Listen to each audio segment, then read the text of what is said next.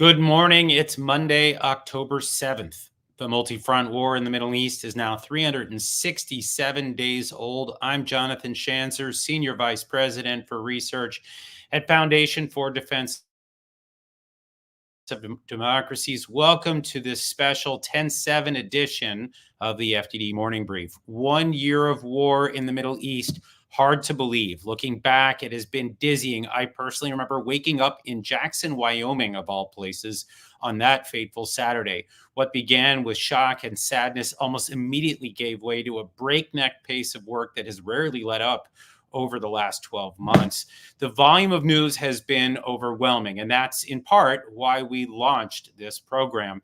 The FDD Morning Brief was and still is designed to help folks digest the truly insane amount of information flowing out of the Middle East, not to mention Washington and other capitals around the world. For me, the most important takeaways haven't changed. Never forget that the regime in Iran is waging war against Israel on 7 fronts. Similarly, it's important to remember that this war is not about the Palestinians. This is Israel's second war of independence, and it's fighting for its right to exist. And finally, there's this. Some of you out there have become euphoric over Israel's recent string of stunning tactical victories. And yes, they have been stunning, but I'll just say this: tactical victories do not necessarily lead to winning a war. There's a lot more fighting set to happen, folks. So settle in for the next phase of the 10/7 wars. Today's special guest on the FDD Morning Brief is Amir Tibon. Amir was born and raised in Israel. He's a talented journalist working for the Israeli news outlet Haaretz.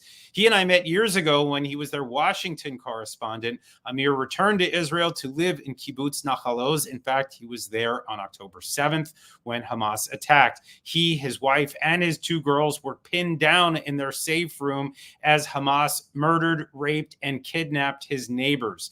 He was saved by his father, Noam, a retired IDF general, along with a handful of other brave Israeli soldiers. It's one hell of a story, and as any good writer would, Amir wrote a book about the ordeal. The book just came out, and I just reviewed it yesterday for the Washington Free Beacon. The book is called The Gates of Gaza, and in just a few minutes, you'll hear my conversation on that book with Amir right here on the FDD Morning Brief. Marking the anniversary of 10/7, I thought it might be useful to examine some numbers. Hamas is in shambles. The IDF has destroyed more than 32,000 targets in Gaza. More than 17,000 terrorists have been killed, and that doesn't include those injured in Israeli custody. In Gaza, the IDF is fighting in a dense urban environment where an estimated 2 million Gazans live. There's also an underground front in Gaza with 1,000 kilometers of command tunnels. The Israelis only destroyed 10% of those tunnels. They're still extremely careful not to target the 101 hostages still held in Gaza, but they did destroy 4,700 tunnel shafts. The cost of the war for Israel right now is more than $60 billion. The IDF activated nearly 300,000 reservists since the war began, further eating into Israel's GDP. And speaking of GDP, next year, Israel may increase the percentage of GDP spent on its military from 4 to 9%. Wow. In the north, more than 400 senior Hezbollahis have been killed, and an estimated 11,000 Hezbollah targets were destroyed. Nearly half their long-range weapons are gone. Still, as many as 150,000 Israelis have fled their homes because of Hezbollah's attacks. As for the Iranians, they fired more than 300 missiles at Israel back in April. They fired another 181 just last week. The percentage that got through, less than 10%. And finally, 728 IDF soldiers have fallen. The cost of this war is high, but the numbers indicate an Israeli edge for now. Now for your headlines. Headline 1, Israel has apparently killed the successor to Hassan Nasrallah. a thundering and precise Israeli airstrike, similar to the one that killed the last Secretary General of Hezbollah, appears to have killed his successor, Hashem Safiuddin's 15 minutes were literally just that. And we now hear that his possible successors are getting a bit weak in the knees about taking the job. You can't blame them. Israel appears to have total intelligence penetration. And speaking of penetration, in that strike that appears to have killed Safiuddin, more than it's actually more of those American 2,000-pound bombs struck more of those Iranian-made underground bunkers. Israel has clearly answered the question of whether it can strike underground targets. Interestingly, there is a possibility that other members of the Hezbollah Executive Council were on hand during that strike. There were even rumors that IRGC Quds Force Chief Ismail Ghani was there, but that rumor has since been debunked. Cue the sad trombone. Headline 2, French President Emmanuel Macron called for halting arms to Israel over the weekend. Israeli Prime Minister Benjamin Netanyahu took him to the woodshed in a speech shortly after the announcement, and for good reason. The French leader appears eager to hamstring Israel just as it begins its fight with the regime in Tehran. I mean, what kind of merit is that? France, I should note, was one of the signatories to that 2015 Iran nuclear deal that yielded billions of dollars to the regime in Tehran. Guess how the regime spent that money? If you guess that they funded the terror proxies that are now attacking Israel, I'm going to go out on a limb and say you've been tuning into the FDD Morning Brief. Oh, and by the way, guess which country plowed 10 billion euros into the French economy earlier this year? Wait for it. Okay, fine. It's Qatar. Did this have anything to do with Macron's statement about weapons to Israel? Oh, I'm sure Macron arrived at his decision totally independently. And headline 3, the battle in Lebanon continues. Hezbollah fired thousands of rockets, missiles, and drones at Israel over the last couple of days, while the IDF pounded the group's stronghold of Dahia in Beirut. The Israelis also continue to conduct limited operations in Beirut. Massive underground infrastructure, some of which reached Israel, has been discovered, and IDF engineers are now working to make them unusable. An estimated 250 Hezbollahis, maybe more actually, have been killed, and the IDF has also captured huge amounts of ammunition that was designed to be used in a ground assault. This operation all but ensures that a Radwan Forces ground operation will not happen anytime soon. But amidst all the positive progress, don't forget that Israeli soldiers are being killed and wounded. So are Lebanese citizens as well. Hezbollah is a far more capable force than Hamas ever was, by the way, even at its strongest, and the group continues to pound the northern communities while also reaching deeper into Israel as well. The War of the North was never going to be easy. We all knew that going in.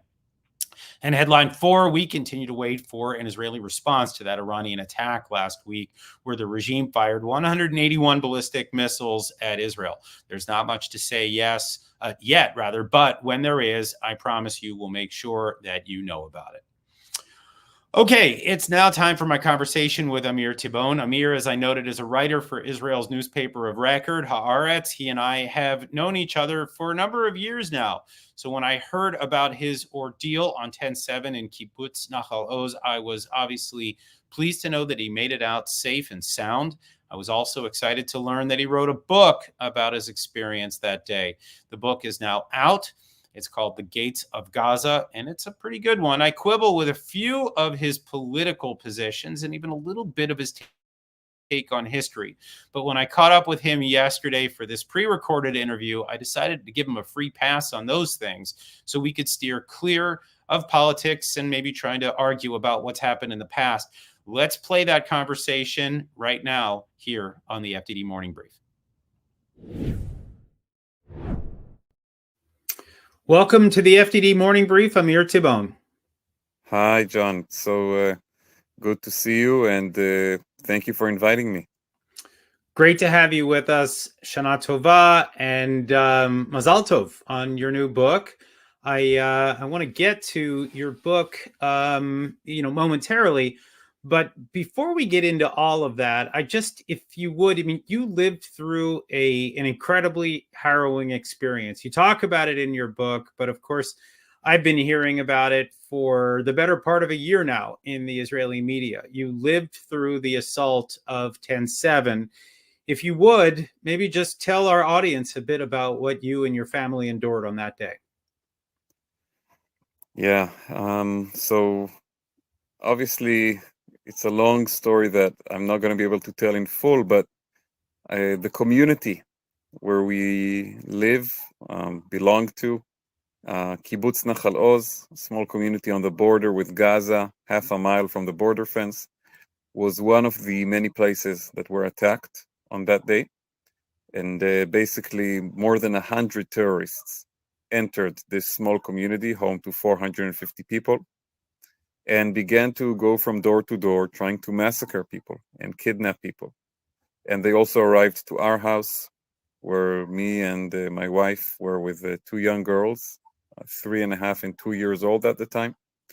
We were barricading in what we call the safe room. In each of these houses, there was a room that is built of thick concrete, which is supposed to withstand direct hits from rockets, but is not really built for allowing you to barricade in case there are terrorists firing in your living room.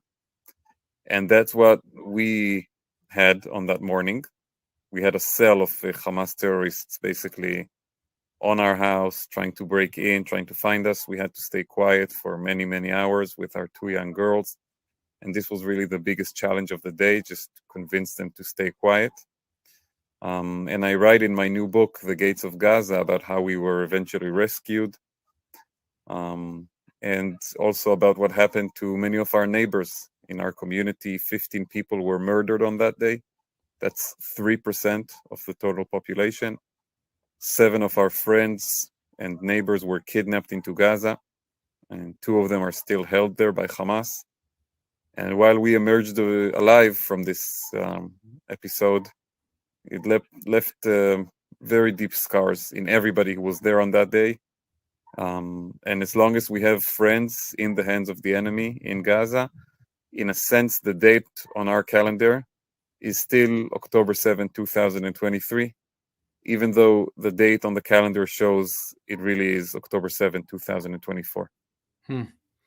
Well, your account of what happened there, obviously, in your book, draws on your memory, but also the memory of many of your friends and neighbors, and it really is an authoritative account of what happened at Nachal Oz. I want to ask you, reading your book, you didn't give it as much attention as maybe I wanted to hear more, but to move to Nachal Oz when you did right after the 2014 war. That was almost, I guess, 2 months of fighting almost back then.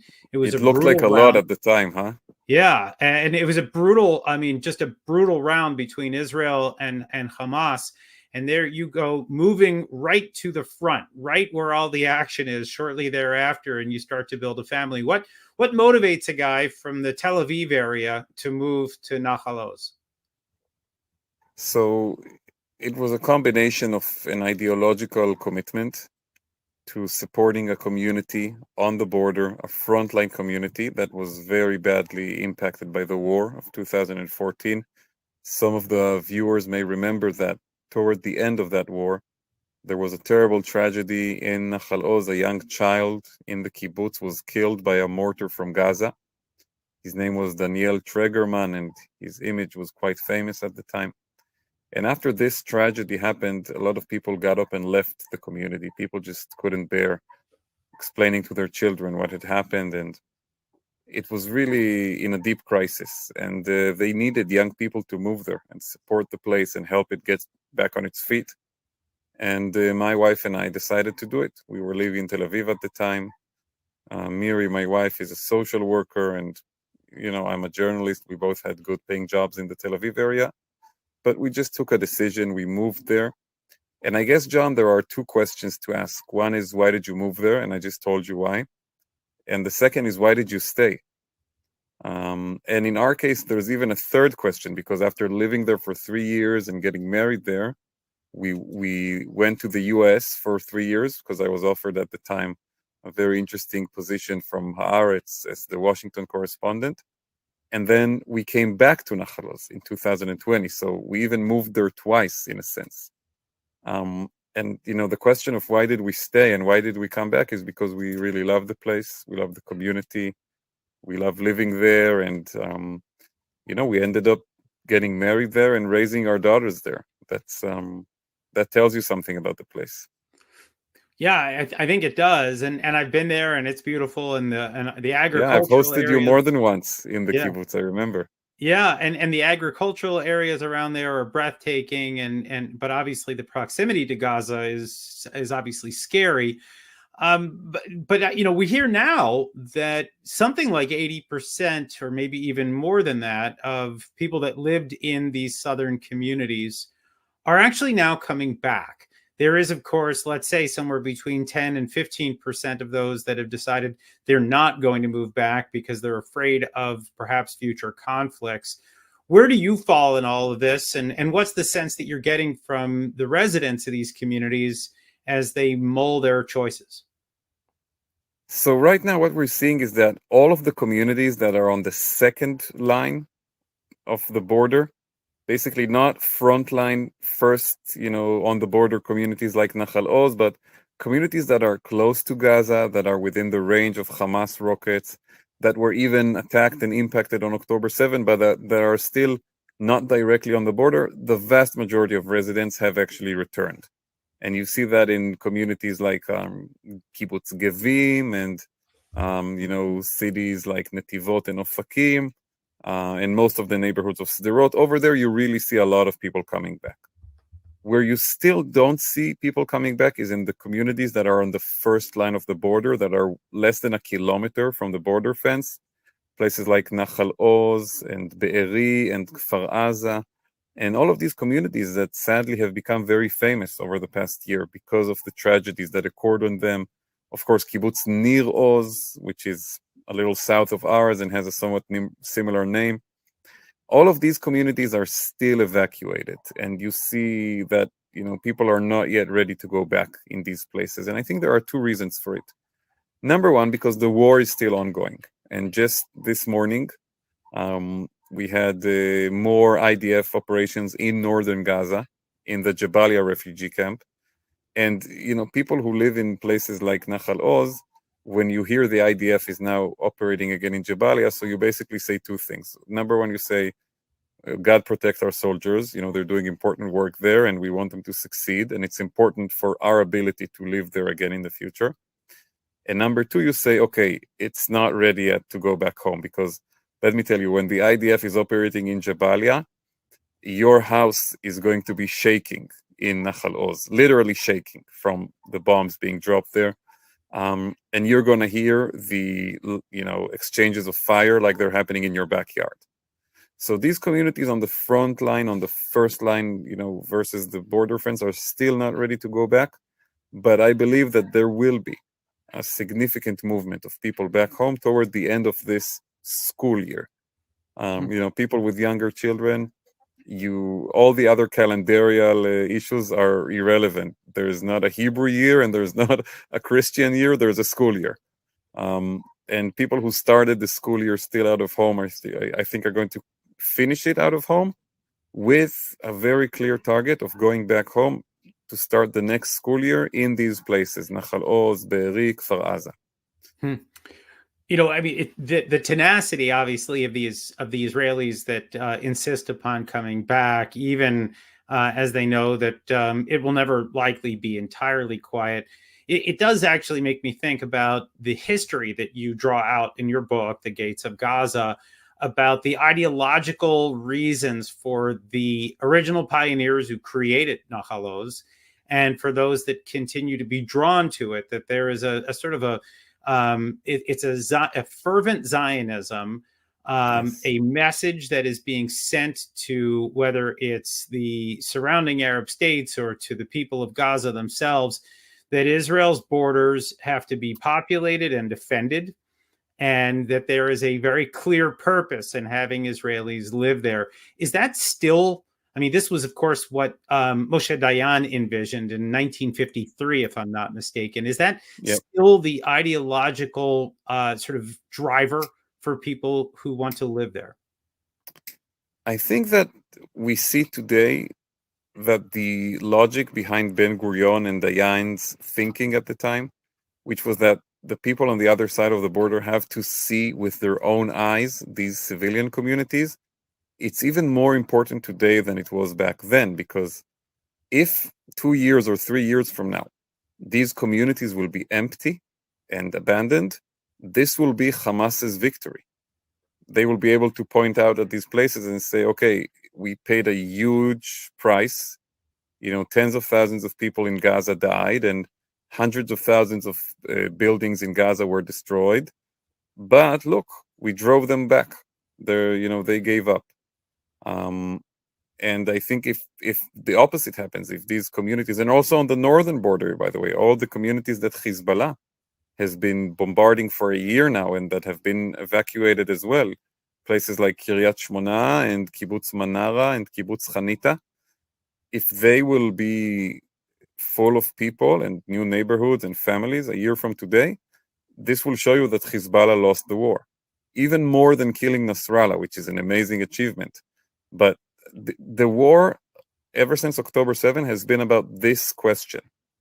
What will be the reality on the front line the day after the war? Will these communities remain empty because people will be afraid and scarred and traumatized?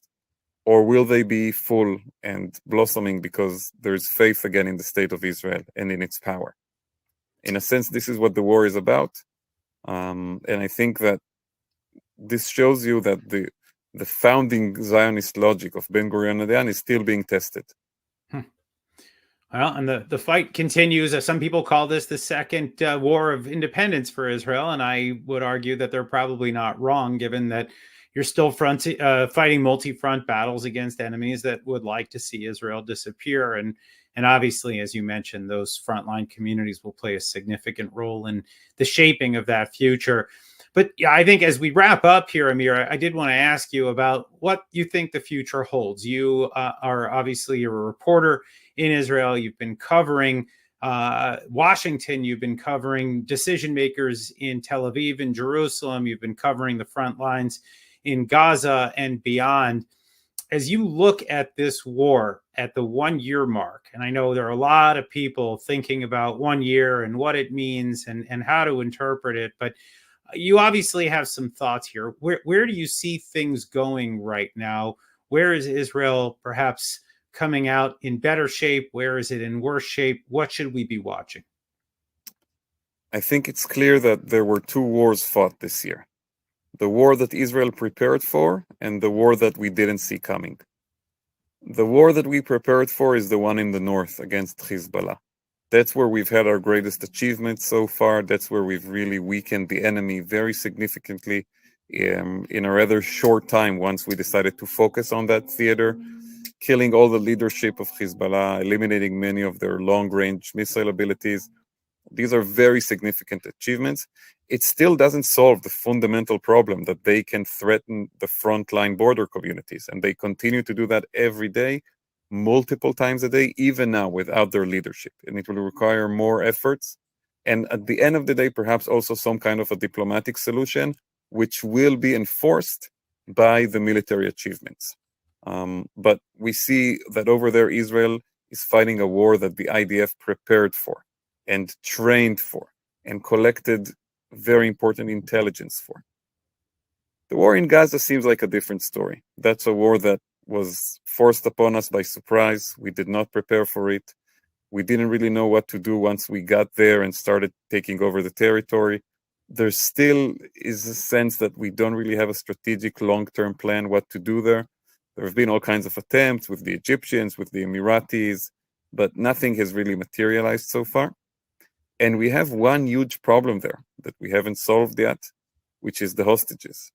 We still have 100 people there, assuming that half of them are alive. Two of my friends from the kibbutz are over there, and this issue is critical. It's critical because I think that bringing them back alive will give a huge, huge boost of morale for the Israeli public and the soldiers and the military and the communities on the border. And failing to do so, I think, will have a very negative impact. And this remains an open wound. that we haven't been able so far to overcome. And I think if eliminating the leadership of Hezbollah is the biggest achievement of this war so far, failing to resolve the hostage issue a year into the war is the biggest failure of the war so far. And that's something we have to fix moving forward. This is where we really have to improve. And I can absolutely understand, as someone who knows some of the hostages and is friends with some of those hostages, I can absolutely understand the pain that you experience, but I don't think that is any different than what most Israelis think right now about that southern front. We obviously didn't get into what is happening further afield in Yemen and Iran. It's obviously I don't want to say war. anything about Iran because we may be recording this and God knows what happens by the time we finish. But yeah, listen, that's another open question. Where does that go? Does this become now something that is all-consuming? Are we going into an all-out war? Or are we going to see one more Israeli strike and then maybe wrapping it up? I mean, I don't know enough about the Iranian front to make predictions. But I will say this really feels like a moment of truth for many things that we've all been talking about for years. And hopefully we'll be smarter about that in a few days. I hope so. All right, we're going to leave it there. Amir Tibon, author of The Gates of Gaza, thank you for joining us today on the FDD Morning Brief. Thank you for having me. All right, here's what FDD has on tap for you today. My colleague Bonnie Glick has a piece in Town Hall discussing Israel's significant efforts to target Hezbollah's top terrorists and infrastructure. While there is much to celebrate, Bonnie notes correctly that even the downfall of Hezbollah will not resolve the deep-seated corruption plaguing Lebanon. Remarkably, the State Department is still trying to get a president installed over there, but if we're to be clear-eyed, there are few institutions worth saving in Lebanon. This is a moment to reassess U.S. assistance, starting with military aid. FDD's David Daoud and Ahmed Sharawi have a really interesting graphic that's worth your time. They track the Hezbollah attacks and Israeli responses on the northern border from the beginning. This lets you see for yourself how Hezbollah brought its current challenges upon itself. There was only so many strikes that Israel was willing to absorb. You can check out that visual at fdd.org. And if you aren't sick of me today, FDD's Cliff May hosted our colleague Eyal Hulata and me for a special October 7th edition of Foreign Policy. We roll up our sleeves and analyze all of it, the good, the bad, and the ugly. Catch that on our website or wherever you get your podcasts. That is a wrap for today. Read our expert analysis on our website, fdd.org. Read our quick takes on X at FDD. Check out our Instagram and YouTube channels and support our work with a tax-deductible donation at fdd.org/invest. Tune in Wednesday for another installment of the FDD Morning Brief. Our guest will be my friend and fellow Phillies fan, Brian Katulis from Middle East Institute. In keeping with that baseball theme, Brian calls balls and strikes on American foreign policy in the Middle East the way few others do. So we'll speak to him then, and we'll continue watching the skies over Iran, anticipating an Israeli strike, maybe an American one too. Thanks again for joining us. I'm Jonathan Schanzer, signing off for FDD.